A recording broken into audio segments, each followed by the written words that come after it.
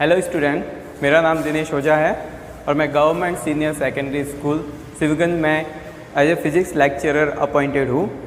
तो अब हमने जो जहाँ से पढ़ा है किरण प्रकाशी की जो चैप्टर है, ठीक है, उसको हमने प्लेन मिरर तक पढ़ लिया है। अब हम प्लेन मिरर से आगे इस चैप्टर को आज पढ़ेंगे, ठीक है। तो आज हम पढ़ेंगे गोलीय दर्पण और इंग्लिश में इसे बोलते हैं स्फेरिकल मिरर, ठीक है, स्फेरिकल मिरर। तो ये दो प्रकार के स्फेरिकल मिरर होते हैं, एक होता है अवतल दर्पण और एक होता है उत्तल दर्पण, ठीक है। जैसे अवतल दर्पण क्या होता है, तो ये जैसे कर्व्ड एक मिरर है, तो मिरर में दो साइड होती हैं, एक सिल्वर्ड साइड होती है जहाँ चांदी की परत लगी होती है इस साइड में, और ये साइड है अपनी परावर्ती रिफ्लेक्टिंग सरफेस, परावर्ती सतह, ठीक है। दूसरा जो प्रकार है वो है उत्तल दर्पण, इसे इंग्लिश में बोलते हैं कॉन्वेक्स मिरर, ठीक है ना। तो कॉन्वेक्स मिरर में क्या होता है, इसमें इस प्रकार जो दर्पण होता है, इसकी ये सतह सिल्वर्ड है और ये सतह परावर्ती है, ये चांदी से लेपित हैं और यहाँ से परावर्तन होगा, ठीक है। यानी कि किसी भी वस्तु का इमेज जो है वो इस सतह के कारण बनेगा। अब प्रश्न आता है कि ये जो दर्पण है इसे हम कहते हैं गोलीय दर्पण, तो इसे गोलीय दर्पण करने का क्या मतलब हुआ, ठीक है। तो देखिए ये एक गोला है, ओके, एक गोला है और ये इसका केंद्र है, ठीक है। तो ये दर्पण है वो इस गोले से निर्मित होते हैं, ठीक है। ये गोला खोखला है, हॉलो है, अंदर से खोखला है, खाली है ना।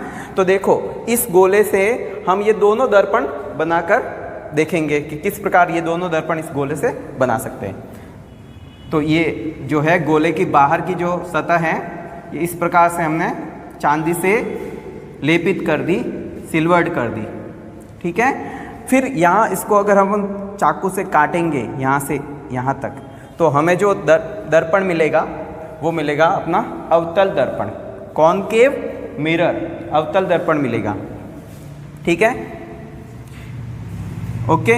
और अगर हम अंदर की सतह, अंदर का जो सरफेस है उस पर चांदी लगाए, ठीक है, और फिर इसको यहाँ से कट मारे, तो ये जो दर्पण होगा वो क्या बन जाएगा, देखिए ये उत्तल दर्पण है और यहाँ पर देखिए। तो इस प्रकार से हम इस गोले के भाग है, ये अवतल दर्पण या उत्तल दर्पण एक खोखले गोले, खोखला मतलब हॉलो, अंदर से जो खाली है, उस गोले के भाग होने के कारण इनको बोलते हैं गोलीय दर्पण, ठीक है, गोलीय दर्पण। अब हम इस दर्पण जो उत्तल दर्पण है, उत्तल और अवतल दर्पण है, उससे संबंधित थोड़ी बहुत परिभाषा है, उनकी जानकारी लेंगे, ठीक है। तो सबसे पहली जो परिभाषा है वो है द्वारक अपर्चर, ठीक है। तो जैसे ये उत्तल दर्पण है और ये अपना अवतल दर्पण है, तो ये 3D है, ब्लैक बोर्ड पे ये 2D दिख रही है, ये एक कटोरे के जैसे है, ठीक है। तो जो कटोरा होता है उसकी जो बाहर की जो साइड होती है वो एक वृत्त होती है, बाहर की जो साइड कटोरे में वो क्या होती है, वृत्ताकार होती है, ठीक है ना, ऐसे वृत्त होती है, तो उसको कहते हैं द्वारक। क्या कहते हैं, द्वारक, ठीक है। तो ये द्वारक हो गया, ठीक है। इसके बाद हम जो डेफिनेशन क्लियर करेंगे वो है वक्रता केंद्र, सेंटर ऑफ कर्वेचर, ठीक है।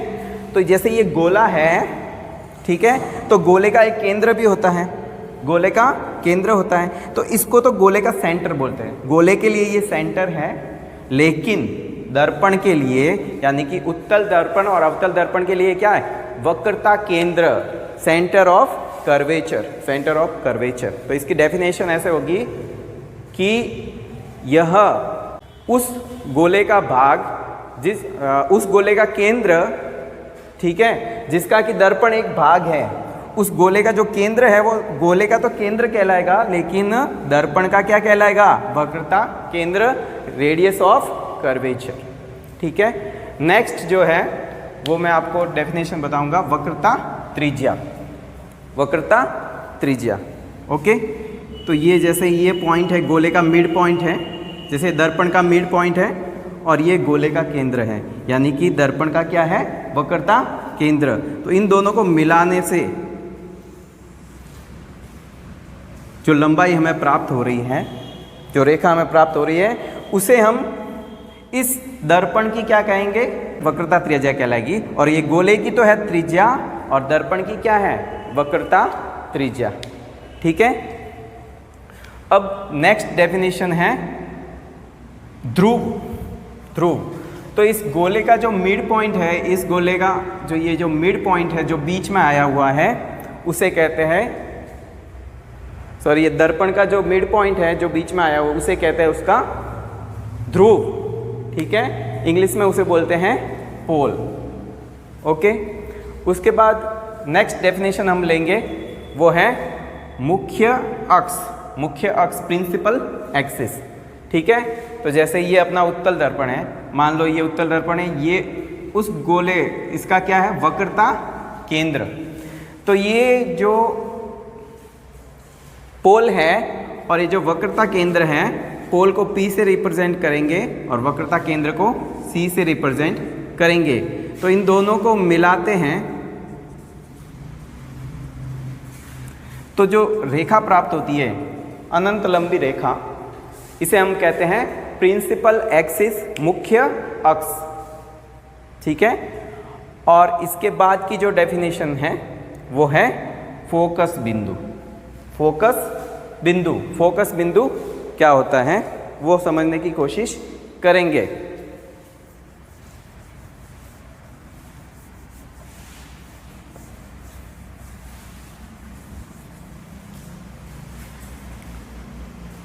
तो मान लो ये हमारा अवतल दर्पण है, ये इसकी साइड है वो सिल्वर्ड है। ओके। तो ये इसका वक्रता केंद्र हो गया, ये इसका ध्रुव हो गया, ध्रुव P, वक्रता केंद्र C। दोनों को मिलाने से क्या प्राप्त होगा, मुख्य अक्ष। ठीक है। अब अगर समांतर किरणें इस दर्पण पर आपतित हो, ठीक है, तो ये किरणें यहाँ से परावर्तित होगी, दर्पण की इस सतह से परावर्तित होके एक ही बिंदु पर मिलेगी। ठीक है। तो उस बिंदु को क्या कहेंगे, फोकस बिंदु, दर्पण का फोकस बिंदु। ठीक है। इसकी डेफिनेशन इस टाइप से होगी कि मुख्य अक्ष के समांतर दर्पण पर आपतित होने वाली किरणें दर्पण से परावर्तन के पश्चात मुख्य अक्ष पर जिस बिंदु पर मिलती हैं उसे क्या कहेंगे, दर्पण का फोकस बिंदु। और इसे हम F से रिप्रेजेंट करते हैं, इसे हम F से दर्शाते हैं। और सबसे लास्ट डेफिनेशन है फोकस दूरी। फोकल लेंथ क्या होती है। ठीक है। तो ये देखिए, ये है अपना पोल, ध्रुव, और ये है फोकस बिंदु। तो इन दोनों के बीच की ये जो दूरी है, फोकस बिंदु और पोल के बीच की जो दूरी है, उसे क्या कहते हैं, फोकस दूरी, यानी कि फोकल लेंथ कहते हैं। अब हम जो गोलीय दर्पण है, ठीक है ना, स्पेरिकल मिरर, उससे इमेज कैसे बनती है ये समझना चाहेंगे। तो ये समझने के पहले हमें दो रूल्स समझने पड़ेंगे। एक तो साइन कन्वेंशन यानी कि चिन्ह परिपाटी समझना पड़ेगा, और दूसरा इमेज फॉर्मेशन के जो रूल है वो समझने पड़ेंगे। तो पहले है साइन कन्वेंशन, चिन्ह परिपाटी। तो चिन्ह परिपाटी क्या होती है, इसका नंबर 1 रूल है, ठीक है, कि अगर आपतित किरण की दिशा में अगर हम जाते हैं, यानी कि किरण आपतित किरण की दिशा में दूरी को नाप रहे हैं तो उसे पॉजिटिव लेंगे, और उसके विपरीत दिशा में दूरी को नाप रहे हैं तो उसको नेगेटिव लेंगे। ठीक है। जैसे यहाँ पे अगर इस डायरेक्शन में जा रहे हैं, ये हमारा पोल है, ध्रुव है, ठीक है, तो इस डायरेक्शन में जाएंगे तो पॉजिटिव लेंगे दूरी को, और इसके ऑपोजिट डायरेक्शन में जाते हैं तो नेगेटिव लेंगे। ठीक है। कंडीशन ये है, ये हमारे आपतित किरण इस दिशा से आपतित हो रही है, इस प्रकार से आपतित हो रही है, तो पोल के राइट साइड में जो डिस्टेंस ली जाएगी एक्स एक्सिस के अलॉन्ग में, उसे पॉजिटिव लेंगे, और पोल के लेफ्ट साइड में, क्योंकि लेफ्ट साइड में जाएंगे तो हमें आपतित किरण की दिशा के विपरीत जाना पड़ेगा, तो ये जो इस डायरेक्शन में जो डिस्टेंस है उसे नेगेटिव लेंगे। ठीक है, और अगर हम एक्स एक्सिस के ऊपर कोई हाइट पे डिस्टेंस लेंगे वो पॉजिटिव लेंगे, और एक्स एक्सिस के नीचे परपेंडिकुलर डायरेक्शन में यानी वाई डायरेक्शन में जो डिस्टेंस लेंगे वो नेगेटिव लेंगे। ठीक है, तो ये रूल्स क्या होंगे? आपतित किरण की दिशा में, ठीक है, एक्स अक्ष के अनुदिश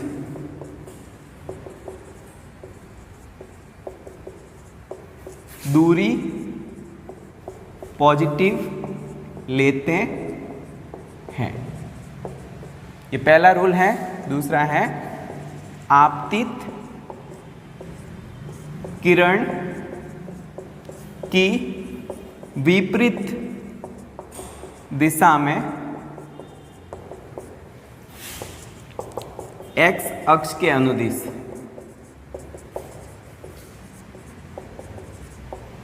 दूरी नेगेटिव लेते हैं। ओके, तीसरा रूल है, तीसरा साइन कन्वेंशन है। ठीक है, एक्स अक्ष के लंबवत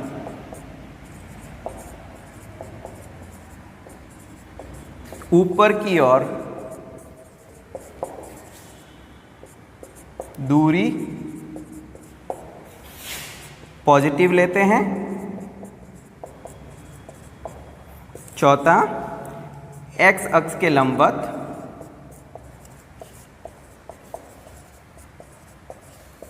नीचे की ओर दूरी नेगेटिव लेते हैं। तो ये है हमारा साइन कन्वेंशन। और इमेज फॉर्मेशन में ये जो रूल्स है वो हमारे बहुत ही ज़्यादा काम आने वाले हैं।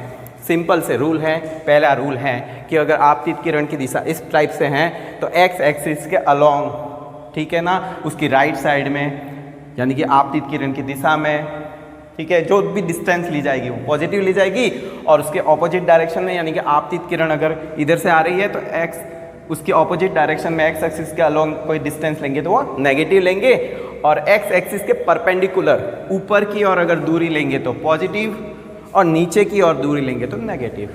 सिंपल से रूल्स है। ठीक है, अब हम इमेज फॉर्मेशन के जो लॉ है वो पढ़ेंगे।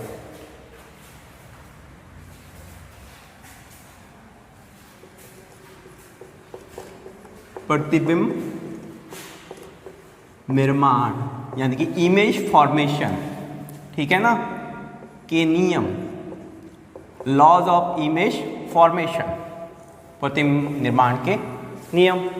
ठीक है, तो इसमें सबसे पहला नियम है, ठीक है, कि मुख्य अक्ष के समांतर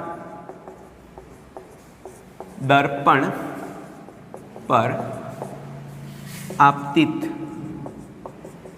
किरण परावर्तन के पश्चात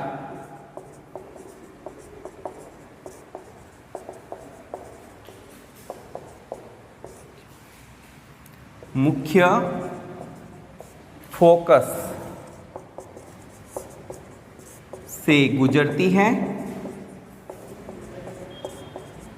या गुजरती हुई प्रतीत होती है।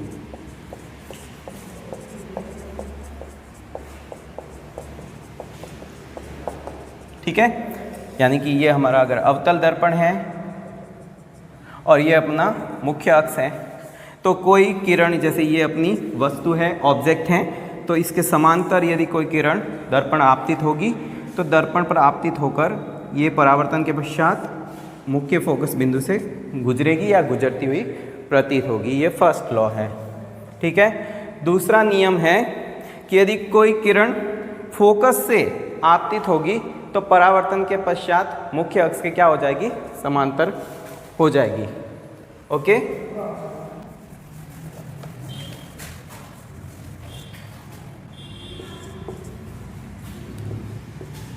मुख्य फोकस से दर्पण पर आपतित किरण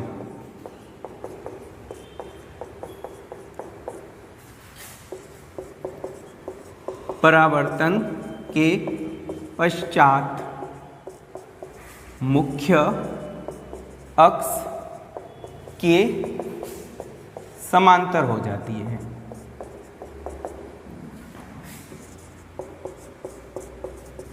ठीक है, ये दूसरा नियम है। जैसे ये अपना अवतल दर्पण है और ये इसका मुख्य फोकस है। ठीक है, तो ये किरण है वो मुख्य फोकस से आपतित हो रही है दर्पण में। देखो ये आपतित कहाँ से हो रही है, पहले मुख्य फोकस से गुजर रही है और फिर दर्पण पे आपतित हो रही है। तो यहाँ से परावर्तित होकर ये क्या हो जाएगी, मुख्य अक्ष से समांतर। तो ये परावर्तित किरण है, मुख्य अक्ष की क्या होगी, समांतर होगी। ये दूसरा नियम है। और तीसरा और लास्ट नियम जो है,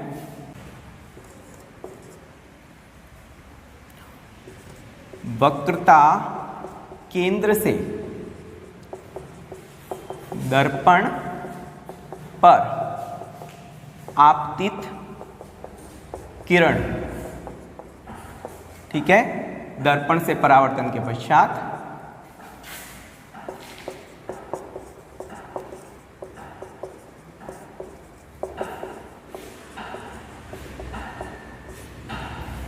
पुनः उसी पथ पर लौट जाती है।